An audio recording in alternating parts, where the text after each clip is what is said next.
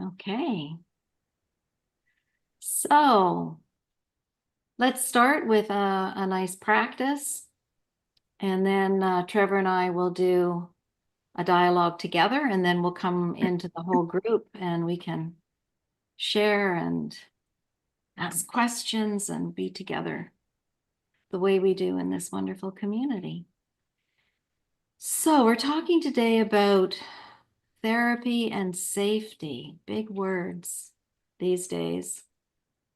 Some people find that word safety a little overwhelming. But let's see if we can just pause a little bit and get a sense of how comfortable it would be to slow things down a little bit in your body. Maybe feel your feet on the floor.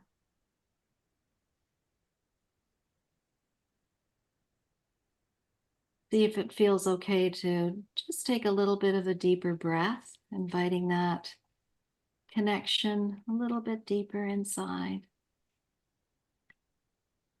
And it's always really interesting to notice how comfortable it feels to come a little bit closer to a slowing down place and an inside place. And sometimes it just does not feel safe to do that. So that's okay. We just listen to the nervous system. Might want to slow it down a little bit more and look at something in the room that attracts you.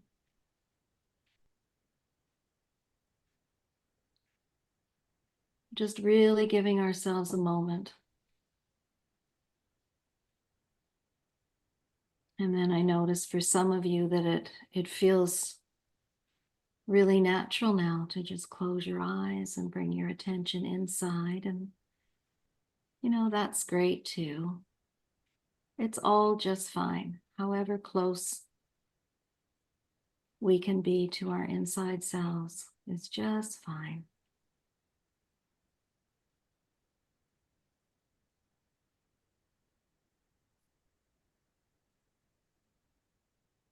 We're going to explore where Trevor goes with his people in therapy and as a coach. And the little that I know of Trevor's work, I really like. So I think we're in for a good, rich dialogue together. So just taking that inside in whatever way feels comfortable for you.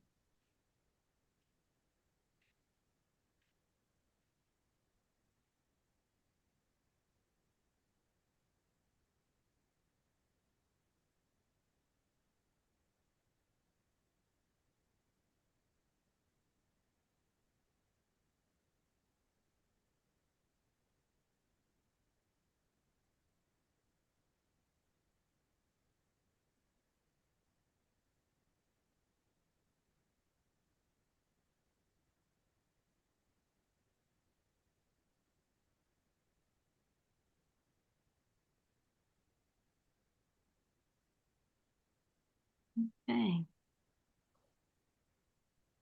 And slowly coming back into the group. And just taking a moment to see each other, our friendly faces. Hello, Claudia. Claudia's going to do a demo with me next week for a 𝗃cie course. That should be fun. Yeah, a live demo. I love doing those. Yeah, hello, everybody. Okay.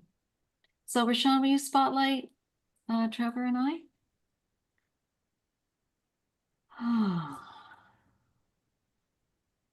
You can see my Christmas tree. There we go. Perfect. So, Trevor, you're in Spain, Yeah. but So I you just also got live back. in Dubai, right? Oh well, I'm actually sort of I think consider it to be commuting from the Middle East to Europe and back. I'm Wow. traveling a lot with work. Wow. I've just got back from Vienna this morning. I'll be in Albania next week, so it's been quite busy. It's quite exciting as well. Yeah. So where do you want to start? I noticed that you're a therapist and a coach. Yes, so my story is quite interesting because I actually started as a personal trainer. Oh, Um, I can back tell. when I looked somewhat okay.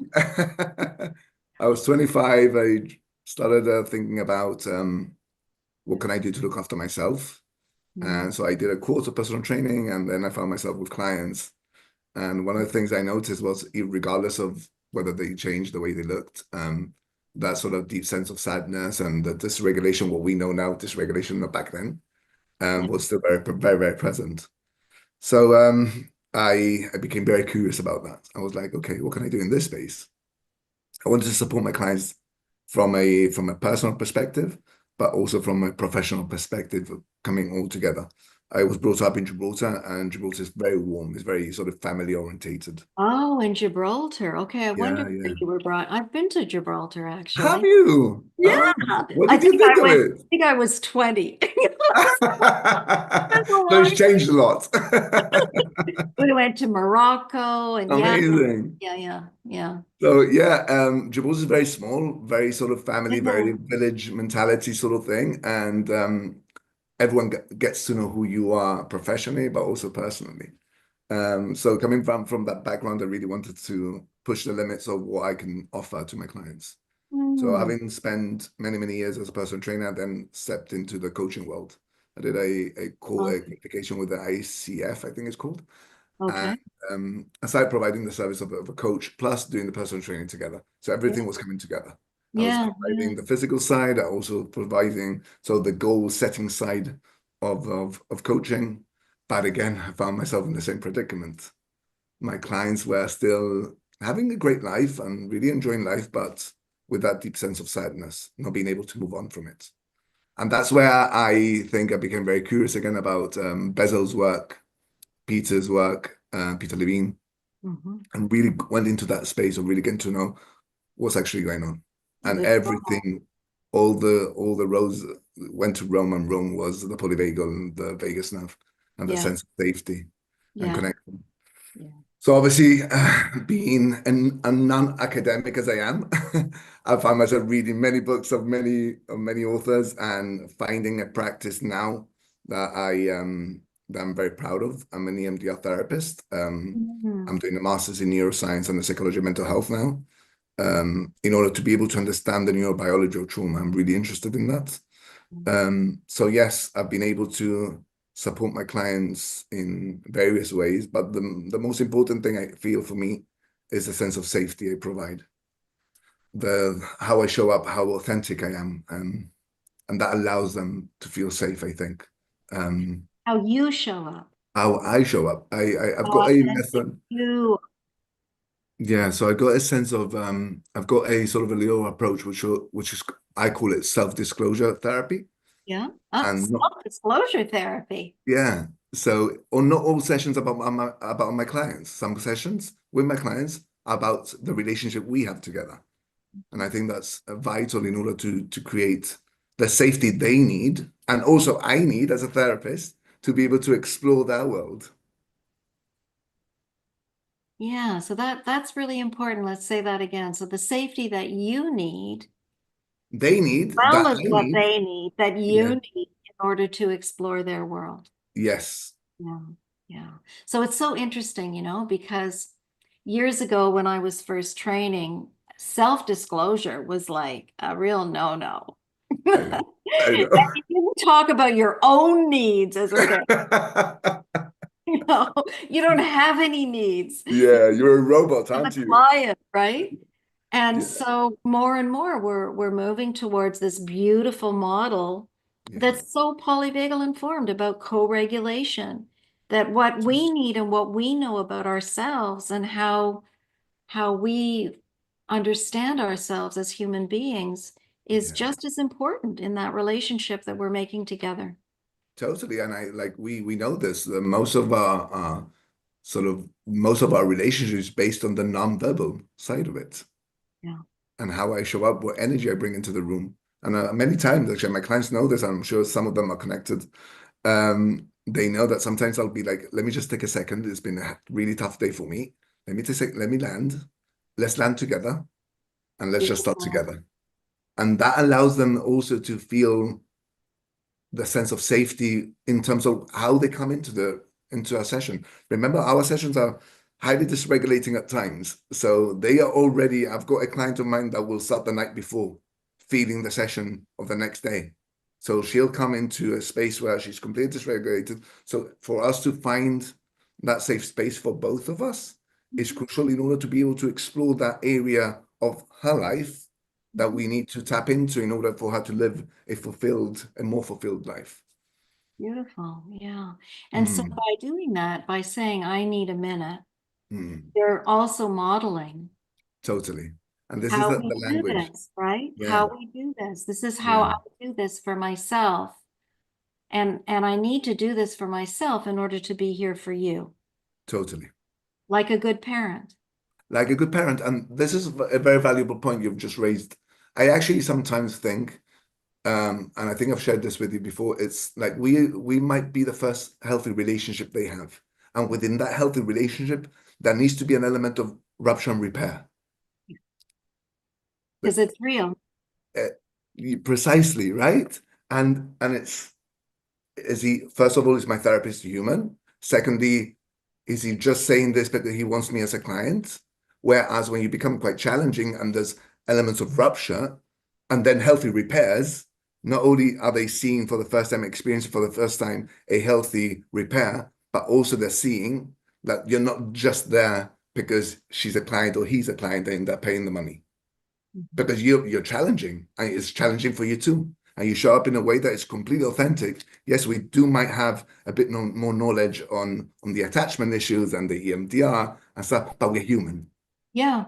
Well, Ultimately, we're we human. need to have something more in order to offer something that's going to feel Mm, substantial, right? mm, We need to be a little step ahead in some ways in order to be able to offer that more grounded place for a person to bring all of the stuff and have it be held.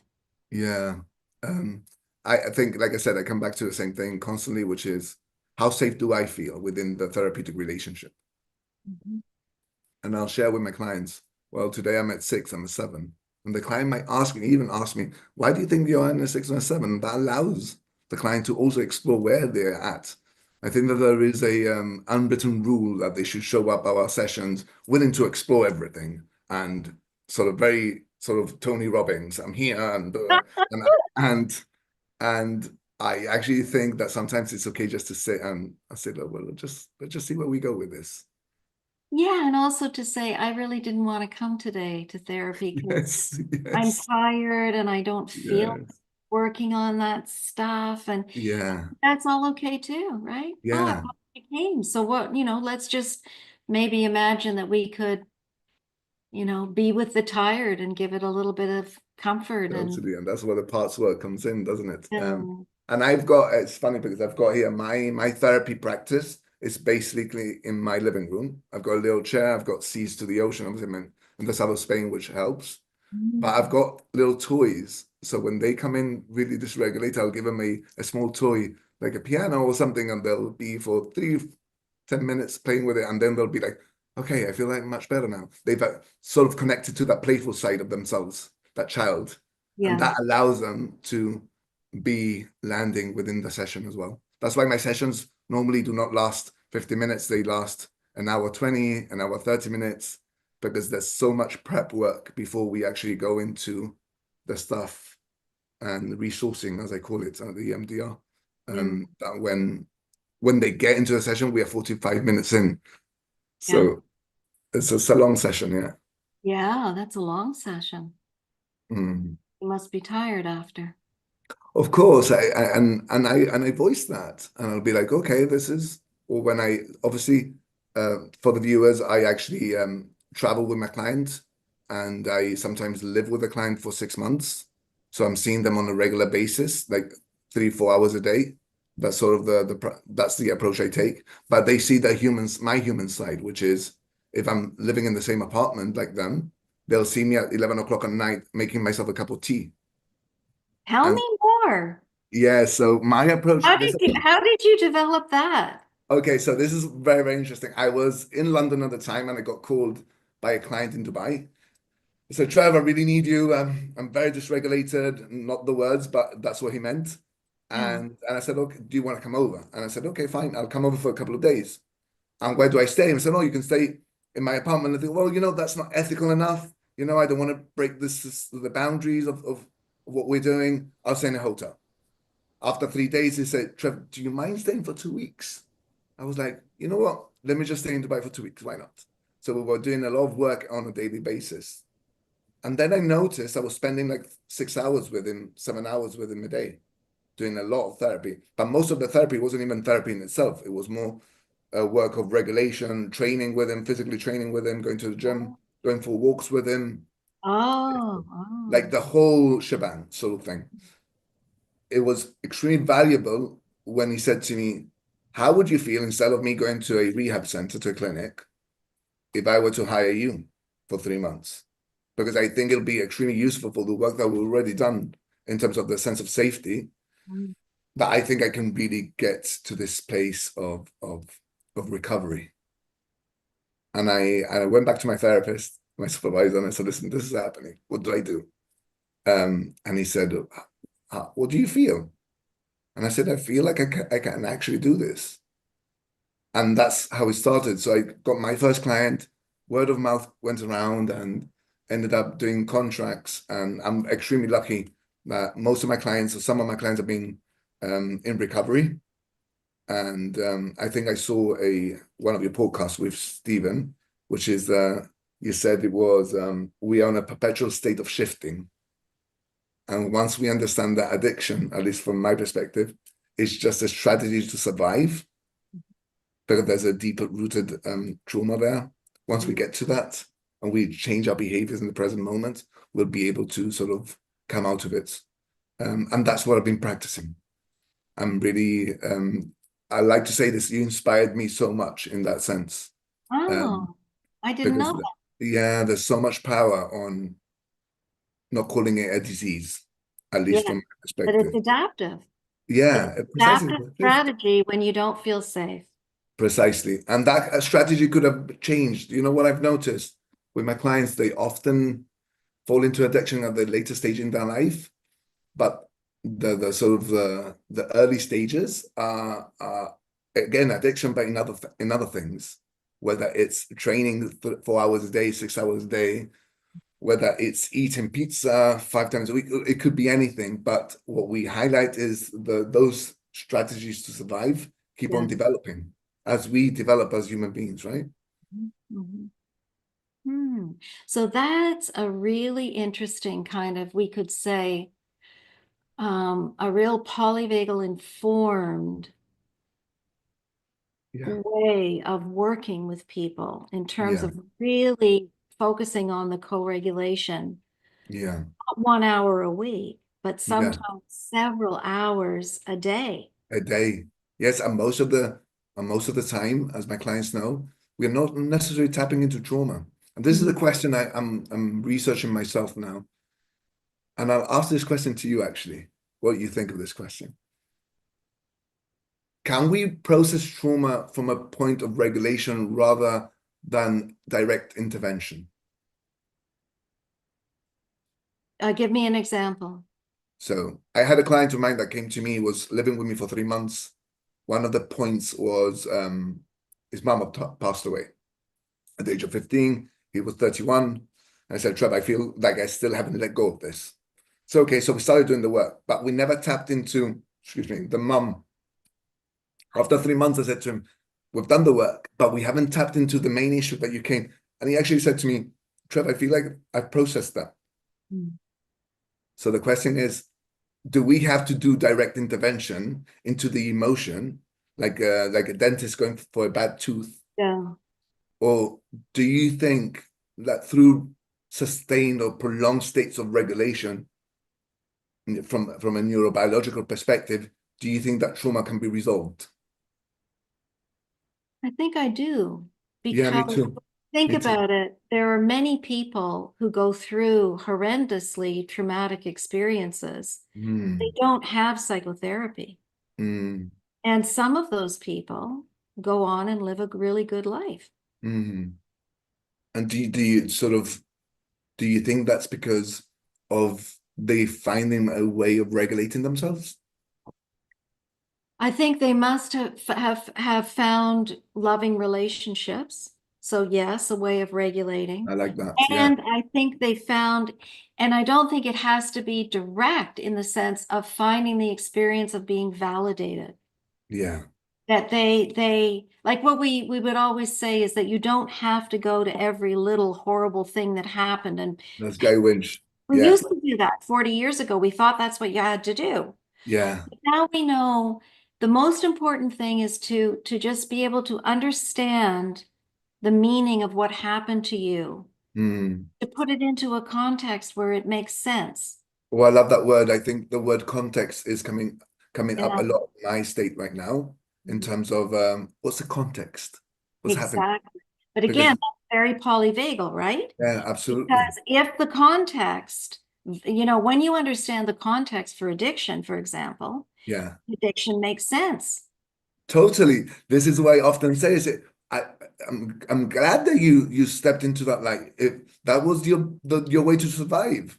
Exactly. Yes, we now understand that that's completely maladaptive. Therefore, we need to change that. We need to resolve that. But I'm Now, grateful the fact that you took that line because now you're here. Now we yeah. get to do the work.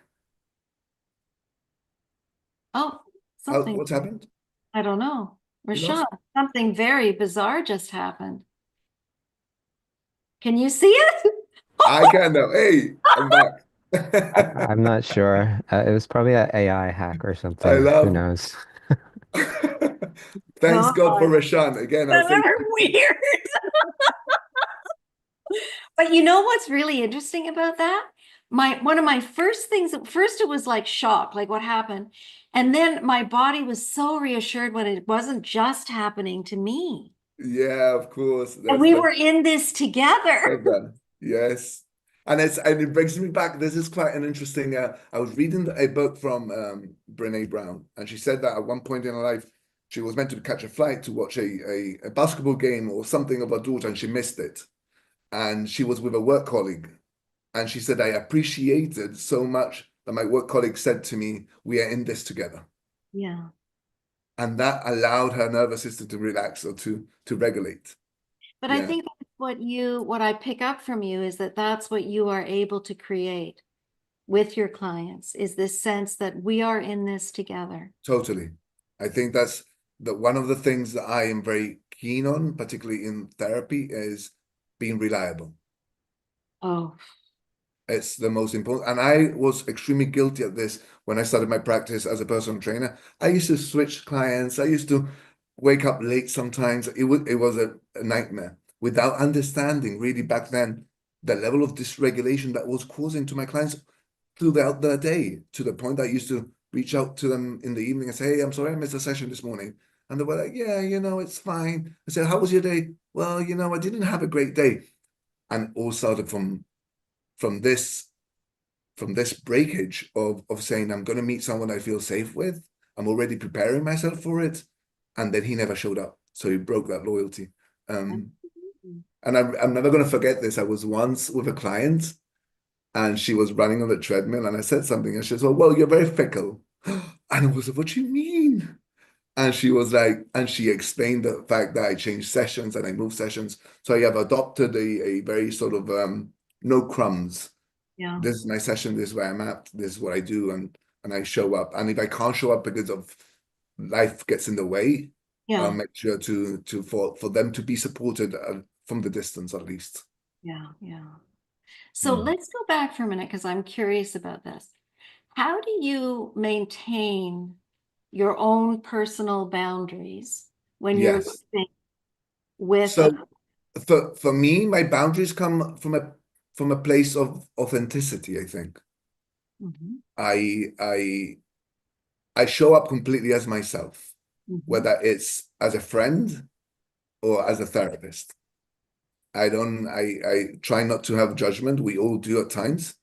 but my own boundaries within the relationship, the therapeutic alliance, is being real, and having honest conversations with So, them. but say you're living with somebody, Yeah, they're in the same space that thanks. you're Yeah. in. How do you protect your energy level, for example? Like, are you kind of available as a therapist 24/7? Well, Or in my programs, I am, yes. In my programs, I do, but I do this, and what I do is called decompression weeks. Now, after like 3 months, I'll go and spend a week somewhere really nice and just completely decompress within the space, the boundaries that I create. They're very strong boundaries, but very compassionate boundaries. okay, so tell me about the strength and the compassion. So for me, I'll give an example. I'll be living with a guy, and I'll say 8 o'clock, we're switching off. I'm gonna go into my room, I'll do my stuff, you do your stuff. If we Okay. find ourselves in the living room having tea, obviously we're gonna have a conversation, but no therapy talk. Yeah. These are the strong boundaries I have. I have I allow them to guide the therapy for the first 6 weeks. At what time do you want to wake up? Because for them, they're trying to land as well. They need to find them safety. What I find is after like 6 weeks, they'll be saying, Trevor, why don't we start earlier tomorrow? I'll be like, okay, great, let's just start at 9. Or why don't we go to the gym at 8? Allowing them to have agency as well. Because it's So very you're easy. Go sounds on. like you're bringing in your role in the gym as well. Like you can Totally. come in. That's what I do. Yes. So So is for this me, mostly like recovery coaching for folks that have, not necessarily recovery. I think we're all recovering from trauma. yeah, okay. Some of them are rewarding traumas, and others are evasive, not sort of aversion. So we're all recovering from one way or another. I do bring the physical side of it because we need to bring feeling back to the body, and that's the Yeah. first thing I do. So the moment they sign on, the first couple of months, we're in the gym every morning Okay. and bringing feeling back to the body because that's probably the first thing they've lost in dissociation. So I And do bring you do that through the gym first? Well, I got yoga, gym, meditation, Okay. and nature. I use nature. Obviously, I'm extremely lucky that I live in Spain, the south of Spain, and there's oceans around, and you got Yeah. mountains, and I literally live on the beach. So, I use nature as a tool, and I feel they become quite dependent on the nature side of it, and less on me because I'll Mm. be with them and I'll be I'm dysregulated. We'll say, okay, what do we know about dysregulation? Where do we need to go? And I said, well, we can do a bit of therapy or we can go to nature. And they said, okay, let me just go down to the beach and have a walk. Fantastic. And then half an hour later, 45 minutes later, they'll come back. So I feel so much better. And then I'll say, okay, tell me what was going on. It's so I'm very lucky that I catch dysregulation live. It's not like What I see here in the way that you work is quite unique. Do you know that? Yes, I know, I do know that. Yeah. At times I question myself whether it's ethical, but Mm. as long and I'll be totally honest, I question this a lot. Am I drawing the right boundaries? Are my clients feeling Yes. safe with me? What can I do better? What What I, can I what I, do what less? I, what I sense is that you, in your coaching self, right? Hmm, That you give yourself a lot more permission. And I think that coaching in a sense does give a lot more permission hmm, to be in different ways, in different contexts with yeah, clients. Whereas totally. psychotherapy has had such a rigid, really Very rigid draconian. notion of, Yeah, you couldn't even go for a walk with your clients. They would think you were some wacko. It was just yeah. crazy. So these are ways that I think a polyvagal informed and really trauma informed Mhm. therapist needs to be able to be bold and be doing Yeah. things that are not necessarily what, you Part of know, the script. seen. Yes. Yeah, and then it gets really, like you say, you start to wonder what would the college say about these things, and how do I do this in a way that feels, grounded and has integrity and And I'll come to answer that in a beautiful way. Intentionality. yeah. That's it. For me, the What's your intention is for intention? my clients Hmm. to feel safe and to be able to process trauma in the way that they can. And I think is where I come back to say, like, when I question myself, I'll come back and say, okay, what's my intentionality with all of this? Mm. And then go to I love, supervision as I love that. And yeah, also that you're really acknowledging, this is something that I think, in DBT therapy, that people, Marsha Linehan really acknowledged that people need 24/7 support in the yes, beginning of making yes, profound changes, yes, especially around dysregulation. totally. And Bruce Perry says this as well. It's like Yeah, learning a new language. How yeah. are we expected to learn Chinese or Mandarin and once a week? Yeah. It's going to No, take I forever. totally agree with that. I mean, I know the DBT therapists would carry pagers. Yeah, of When I was doing a lot course. of work, especially around addiction, people Mm, could text me 24/7 and yeah, they never took advantage of it. yeah. They never took it. It was not a problem. I've But actually, funny they would, enough, I've had to get clients of mine saying, I need you to make contact, regardless of what your day's like. I want you to reach out and say, hey, Trev, my day's going great. La la la la la la la. I need you to do this. This is the basis, the fundamental blocks of our therapeutic alliance. And they'll say, we're well, holding on yeah, to well, hear something, right? That's very important. And I think for us in this field and recognizing, you know, the importance of regulation, mm, we do need to really be bold in speaking up about these new models. And it's one of the things I'm very curious about and exploring these days is how we take somatics and polyvagal theory and really take it to the edge of how we're practicing and what mm, habit changes that. So I mm. think, it's a great conversation because I think you are being very bold in what the model that you're using. But Because it's I'm not, that yeah, recovery kind of model where people would, the recovery coach would move in with the person. okay. Yeah, yeah, especially if you're really trying to work with drugs and alcohol. I've been doing this for now all in all 80 years in this practice, this approach. And I'm very lucky, I'm very grateful, I'm very blessed that I haven't had a relapse on recovery. And it speaks wonders, not necessarily of the work I'm providing, but the sense of safety that they are in moments where, Trevor, I'm really having a really hard time. And they can be in the other side of the world. And they'll still send me that message saying, I'm really having a tough day Yeah, today and I'm going to go for a walk. Let me yeah, just text you later. That moment, that sense of accountability, but also not necessarily accountability because someone's going to tell me off. Accountability because someone might be able to say, I get you. I yeah, hear you. It makes a lot of sense. I yeah, understand why you want to run back to those dissociative behaviors like addiction and substance use, or yeah, even others. It could be any sort of addiction, sex addiction. I've had them all. And it boils to in that precise moment where they want that is triggered, they have that sort of the neuroception. There is yeah, an element of not feeling safe. Let's yeah, understand that a bit more. yeah, absolutely. Beautiful. So, yeah, it's quite Wow. interesting, isn't it? Yeah.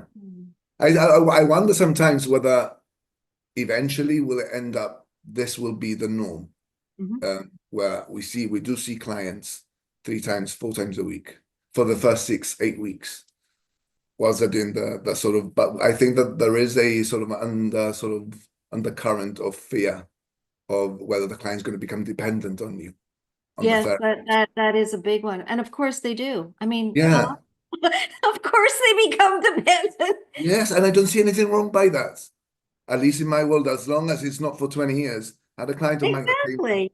I It's a had a client of reparenting, right? Process. Yeah, I had a client of mine that had been in therapy for 20 years. And every time she created a relationship, she used to move to the next one and to the next one and to the next. She kept on seeking that exploration. A part of our job is to give that kind of paradoxical message. It's like you can depend on me and you can depend on yourself. Yes, totally.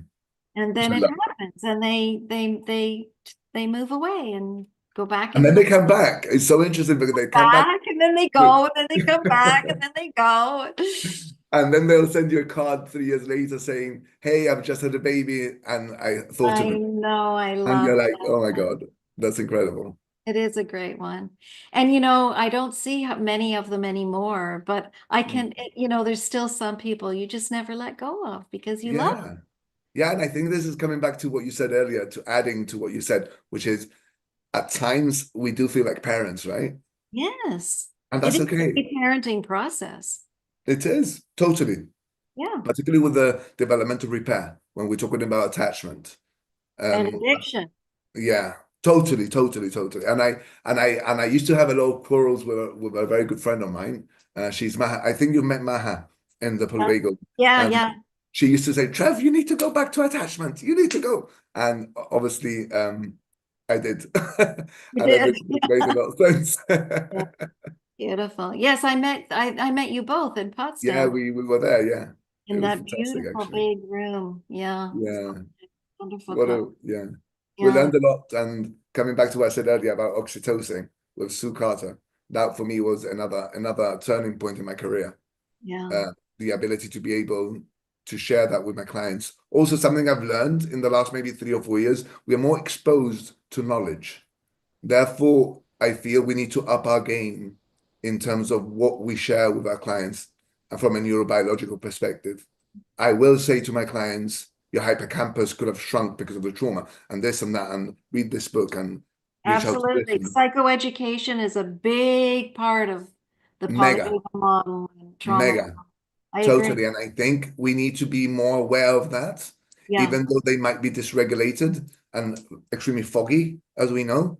They're still they have this ability, capacity to be able to learn. And that might be the key for them to start recovering, funny enough, but it Yeah. gives them purpose, Yeah, I agree.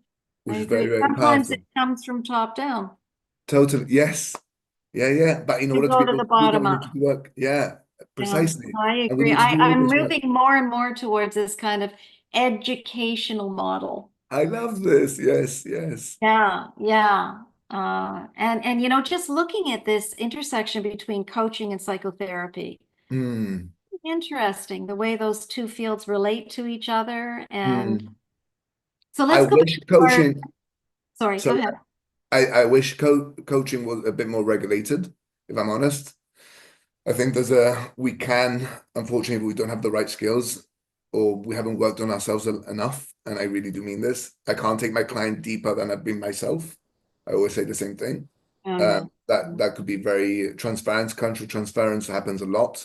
And if Yes, you're not, yes, yeah, as a therapist, if you're not knowledgeable enough or at least aware enough, yeah, you will find hard, hard yeah, relationships. And yeah, for again, sure. All right, let's go back so we can bring more people into this yeah, great go. conversation. Okay. Coming back to gallery view, everybody. So, questions, comments, want to share with us? Anybody? Elspeth, you're waving your hand there. Yes, I couldn't find my little hand to raise. Oh, okay. Thank you, Trevor, so much. Really stimulating. And Jan described your approach as bold, and I think you're actually on the cusp of something very, very important. But what I'd like to ask you is, if you were training people, how would you do this?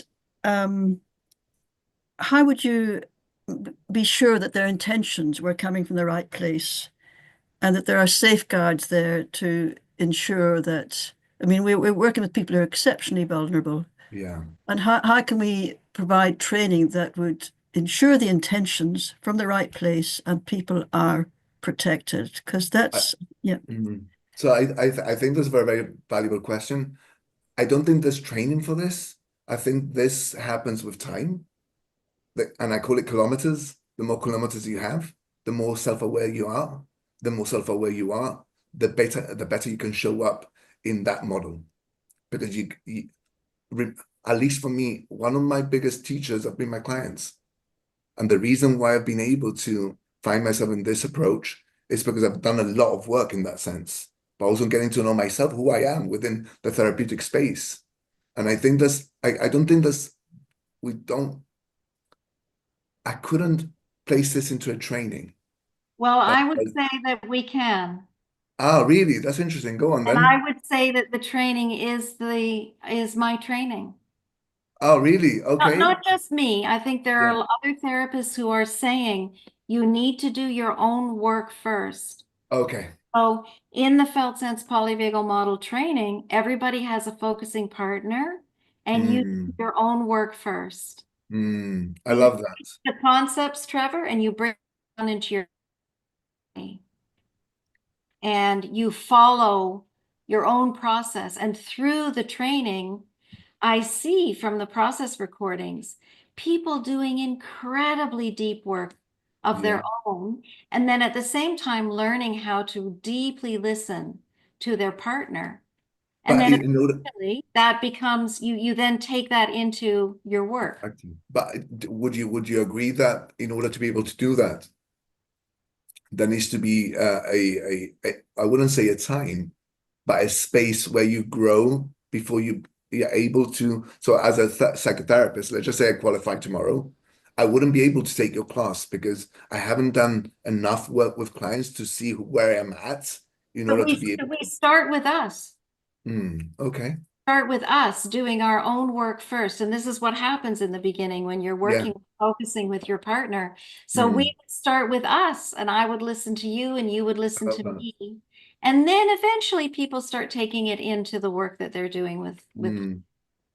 But I know, Frank Anderson is talking about this a lot too. It's like, Frank is very good, you huh? have to do your own stuff first. And it's very, so very that's important. what I see in the training is that the first part of it, people are just working on their own, bringing the felt sense into their own body and following it along. And it's amazing. It's magical. What would you call it though? What would you call my approach? I'm very curious. Oh, your approach of you mean like the kind of the amount of time that you're spending with people in that kind of way. The way that I've heard about that or seen that is in recovery where I forget they call them, what do they call them, Robert? Do you know? Sober Companion, isn't it? companion or something. There's something related to what you're doing that is like that model, right? Where you're intensely living with the person. And so I think you've got a really, because you've got a training in both therapy and coaching, you've brought those two paradigms together in a way that I think is pretty unique. And that's what I'm really interested in exploring it, because I think we can, both of those worlds can learn from each other. Absolutely. And it is bold, right? Because you can look at that and say, my God, what's Trevor doing? It doesn't. Yes, I've had this many, many times in conversations with other therapists. Or, excuse me, what? You live with your client? That's Yeah. But I also really love, I mean, it's so clear the way that you're presenting it, that you have thought so much about the intentionality. And, you know, what I always say to students is you can be bold and make a strategy and do it as long as you have a way of justifying it and explaining it and linking it to a concept. Yeah, totally. And you have done that. So I think that's a really important part of it, because if you ever got called to court, you can't argue that this is common practice. And we can't, as polyvagal therapists, if we want to really be bold and start getting out there and doing things differently, we can't say it's common practice, but we can come together in groups like this. We can start to talk about it and develop a practice.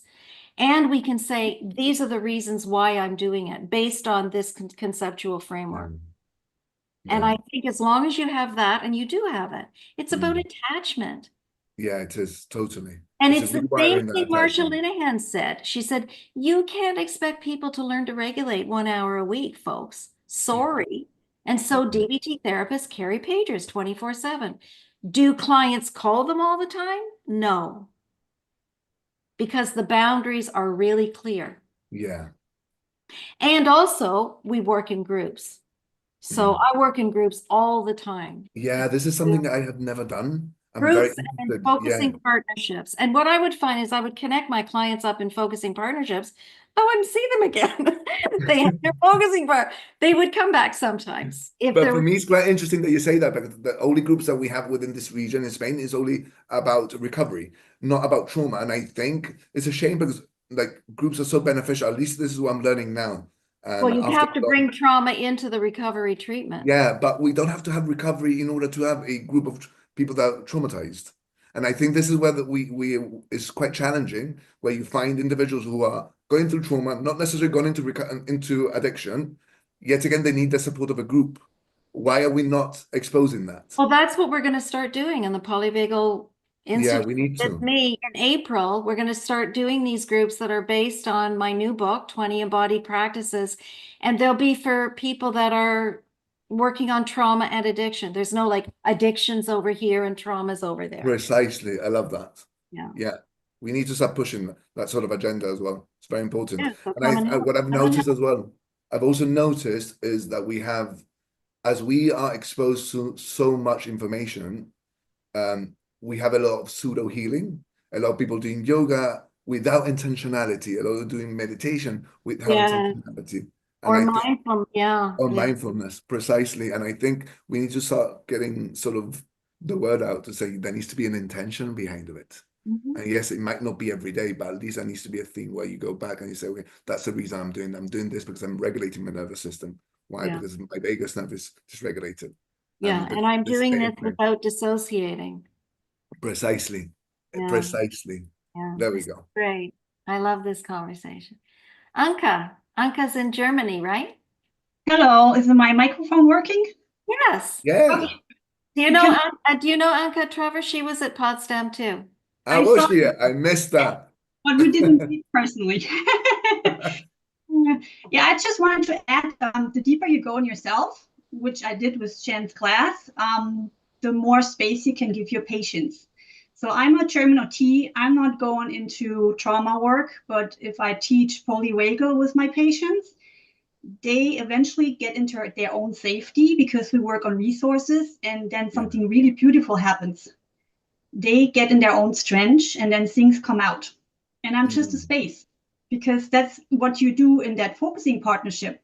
So you're just a space for that, and they go their own way. So you just really give that big space for them, and they open up. It's just a beautiful way. It's fantastic that you say that, because what often pops up for me, and this happens in sessions, when I see my client trusting themselves, and I notice that, it's so powerful. And I'll be like, oh, did you say that again? Did you hear that? Yeah. And they'll be like, oh yeah, I said this. Like, oh my God, like I'm trusting myself. And that sort of strength to be able just to say, I'm owning this feeling. I'm no longer wanting to dissociate from it. I'm Yeah. owning it, Yeah. which is Yes. very, very powerful.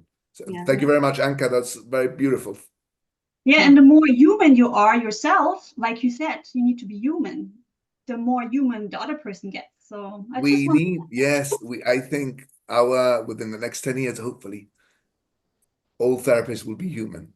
This psychoanalytical perspective. I remember going to one of my first therapists, and he was what's the word I'm looking for? Psychoanalyzing me, just quiet. I was speaking, and there was no sort of The blank screen. oh my God. And I remember Jan, I got to the point I was like, but are you here? Yeah. Are you here? I said, well, this is my job. I'm meant to be impartial. But dude, Yeah. I'm telling you heavy stuff. Can you just react to the heavy The stuff I'm opposite sharing? of co-regulation. So fascinating to And it completely was different breaking. model. Yeah, it was breaking the relationship to the point that I think I did about 6 sessions with him and never went back to him again. And I still occasionally I bump into him in Gibraltar, and I still have that feeling of Yeah. I can't be myself with him, because it's yeah, I think Dysregulating. we need to move away from that. We need to move from the place that, like, I often cry with my clients because heavy stuff, right? Yeah. And that's okay to say I've just become, that made me really emotional. Mhm. And I went to I did a couple of months ago, I did a modified EMDR with Laura Parnell. Mhm. And Lauren, but and she said at times she will sit with clients holding their hands while they are processing the trauma.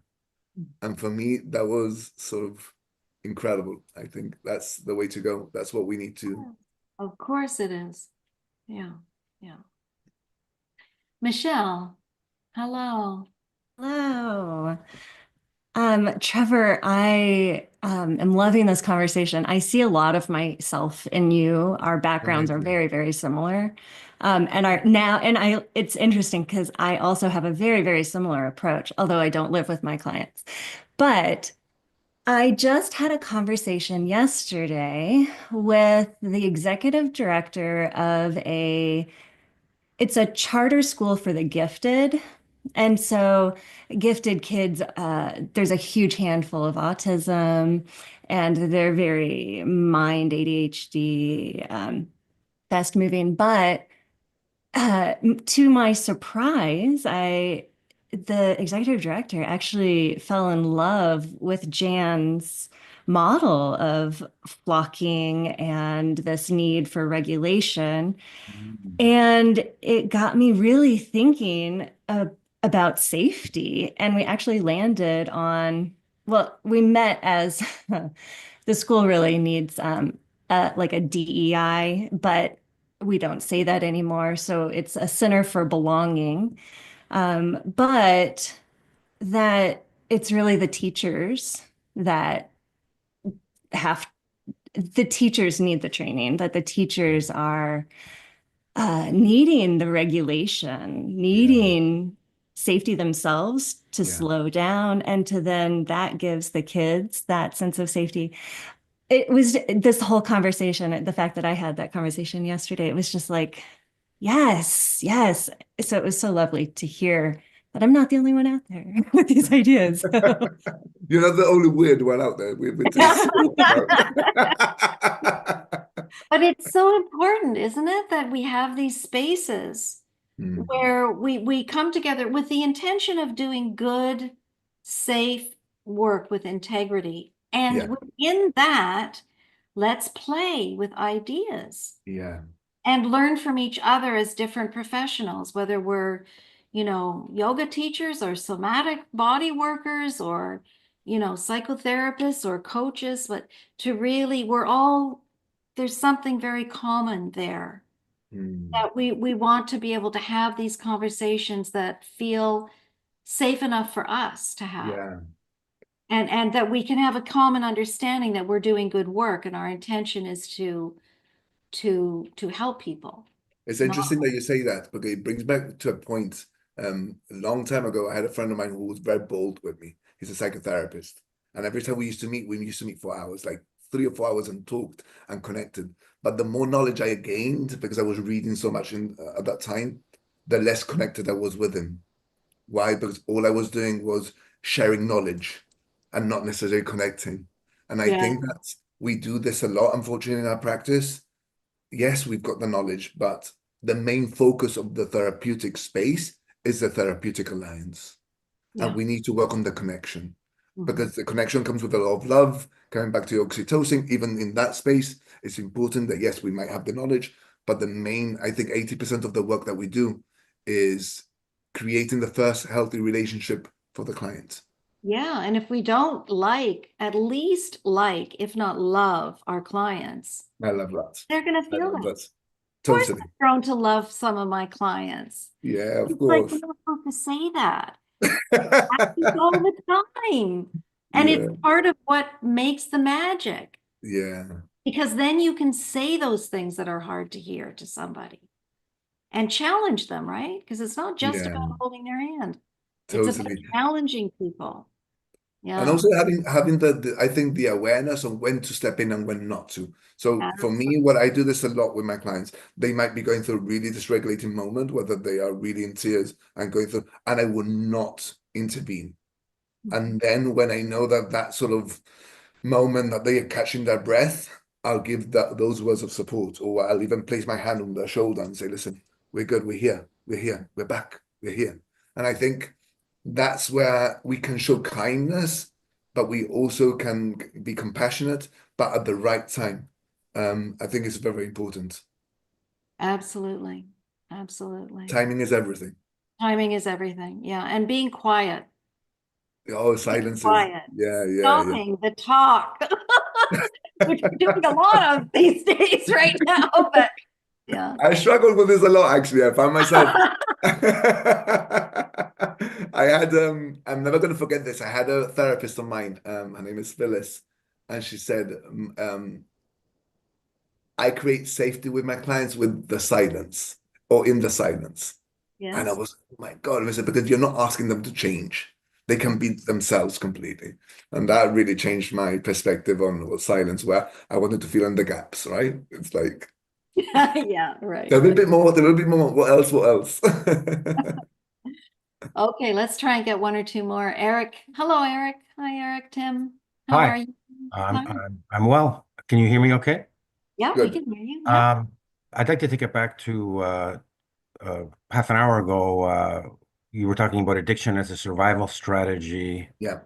and that we need to be seeing that in that context. And then Jan said something about the meaning of events. And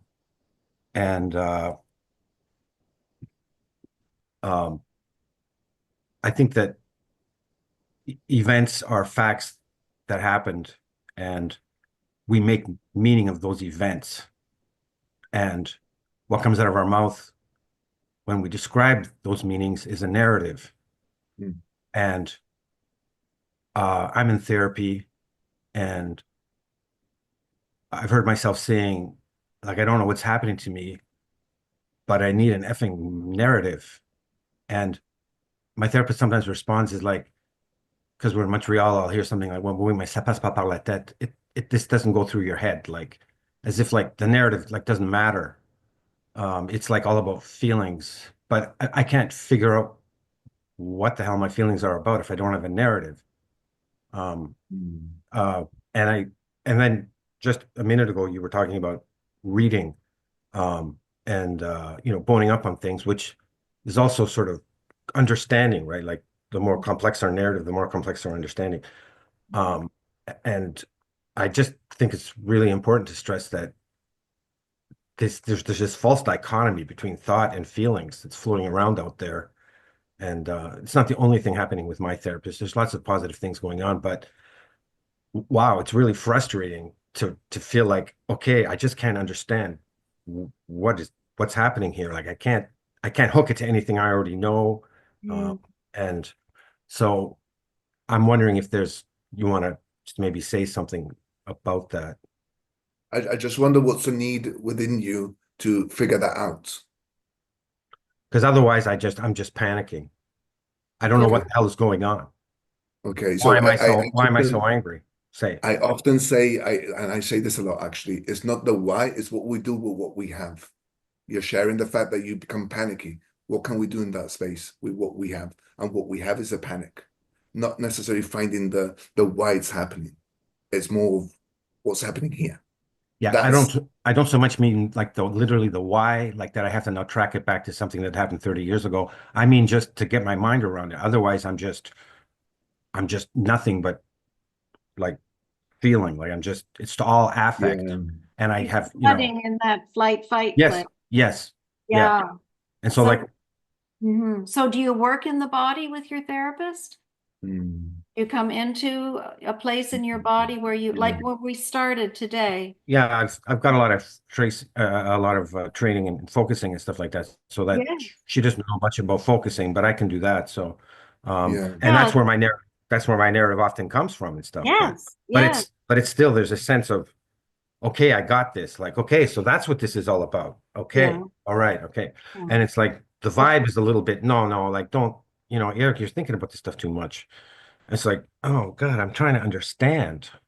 Otherwise I can't navigate. Again, I think that's what you're saying. You're trying to understand it. And I encourage you and I invite you not to necessarily try to understand it, but try and deal with it with what you have. There's a Deb Dana says this.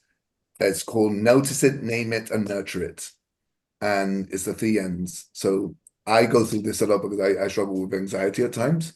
And I'll be, okay, notice it. Where do I notice it? And it could be anywhere. And I'll be like, okay, what is this? One word. And I'll say, this is anxiety. Okay, this is anxiety. And then I'll come back into my body and nurture it. And that at least for me, that really helps me massively. I don't need to understand or have a long scripted narrative of what could be happening. At that point, what I'm trying is to just regulate myself. Well, I think there's a difference too between at that point and then down the road. So at Precisely. that point, that is, I think, what we need, Trevor, is to Yeah. come back into regulating. Yeah. The more that we visit that place down the road, it takes on meaning. Yes. Yes. Down the road, the context starts to fill in and it starts to make sense, which you know, Eric, is very important, right? It is very important to make meaning out of our experience. But I think there's a difference between managing that initial moment of overwhelm, Yeah. down the road, making meaning out of it. Sure, but down the road could be in 20 minutes, right? Like, It could, or it could be in a couple of months or even years, but if it's really big stuff. okay, thanks. Okay. Eric, thank you very much. That was lovely. Thanks. Sorry, Neil, we Sorry. have to go. I'm Oh. really trying to stay to the hour so that we have good boundaries for people. Yeah. Okay.